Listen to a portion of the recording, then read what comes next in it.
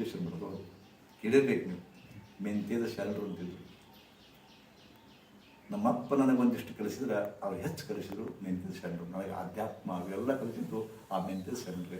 ಕೃಷಿ ಸಿದ್ದೇಶ್ವರ ನಾನು ಕಾಲ ಕಳೆದೀನಿ, ಬಾಲ್ಯವನ್ನು ಅಲ್ಲಿ ಕಳೆದೀನಿ ನಾನು, ಗೊತ್ತಾ. ಅವ್ರು ನನಗೆಲ್ಲ ಹೇಳ್ಕೊಡ್ತಿದ್ರು. ಆಮೇಲೆ ಅಂಬರೀಷ್ ಅವರು ಕಳೆದೆ. ಮಠ ಮಾನ್ಯಗಳಲ್ಲೇ ನನ್ನ ಜೀವನ ಬಂತು. ಇದಕ್ಕೆ ಮೂಲ ಕಾರಣ ನನ್ನ ತಂದೆ, ಹೌದಾ. ಹೀಗೆ ಅನೇಕ ಗುರುಗಳದಾರ, ಅನೇಕ ಗುರುಗಳದಾರ. ಆ ಗುರುಗಳನ್ನು ನಾನು ನೆನೆಸ್ಕೊಳ್ತೀನಿ. ಅದಕ್ಕೆ ಶ್ರೀ ಗುರುದೇವ್ ಅಂತೀನಿ. ನೀವೇನು ಮಾಡಬೇಕು, ನನ್ನನ್ನು ಒಳಗೊಂಡು, ನಾನು ಕೂಡ ನಿಮ್ಮ ಗುರುನೇ, ವಿದ್ಯಾಗುರು. ಎಂಥ ವಿದ್ಯಾಗುರು? ಯೋಗ ವಿದ್ಯಾಗುರು. ಎಲ್ಲಿಯೇ ಮಠ ಒಬ್ಬನನ್ನ ಈ ಗುರು ಅಂತ ಒಪ್ಕೊಳ್ಳೋದು ನಿಮ್ಮ ಮನಸ್ಸು ಅಲ್ಲಿ ಮಠ ಬೋರ್ಗಲ್ಲ ಮೇಲೆ ನೀರು ಸೊರದಂತೆ. ಏನು ಸ್ವೀಕಾರ ಮಾಡ್ತಾರೋ ಅದು ನಿಮ್ಮ ತಂದೆನೂ ಹೇಳಿದ್ರು ತಂದೆ ಗುರು ಆಗ್ತಾನ.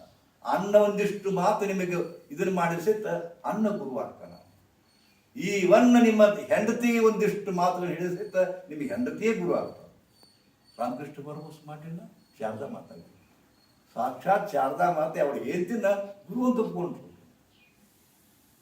ಯಾರು ಒಳ್ಳೆಯದನ್ನ ಹೇಳ್ತಾರೋ, ಯಾರು ನಿಮಗೆ ಬದುಕಿನ ದಾರಿ ತೋರಿಸ್ತಾರೋ ಅವರೆಲ್ಲ ಗುರುಗಳೇ. ಅವರು ನಾನು ಆಗ್ಬೋದು, ಮತ್ತೊಬ್ಬರು ಆಗ್ಬೋದು, ನಿಮ್ಮ ತಂದೆ ಆಗ್ಬೋದು, ತಾಯಿ ಆಗ್ಬೋದು, ನಿಮ್ಮ ಸ್ನೇಹಿತ ಆಗ್ಬೋದು.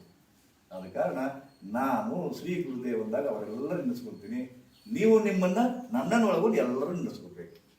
ಯಾರ್ಯಾರು ನಿಮಗೆ ದಾರಿ ದೀಪ ತೋರಿಸ್ಯಾರ ಗೊತ್ತಾಯ್ತಲ್ಲ. ಸೊ ಶ್ರೀ ಗುರುದೇವ್ ಅಂತ ನಾ ಯಾವಾಗ ಹೇಳ್ತೀನಿ ಅವಾಗ ನೀವೇನು ಅನ್ಬೇಕು? ಜೈ ಶ್ರೀ ಗುರುದೇವ್, ಗೊತ್ತಾಯ್ತಲ್ಲ. Shri Gurudev, close the ice. ಒಂದು ಓಂಕಾರ ಮುಗಿಸ್ತಾರೆ.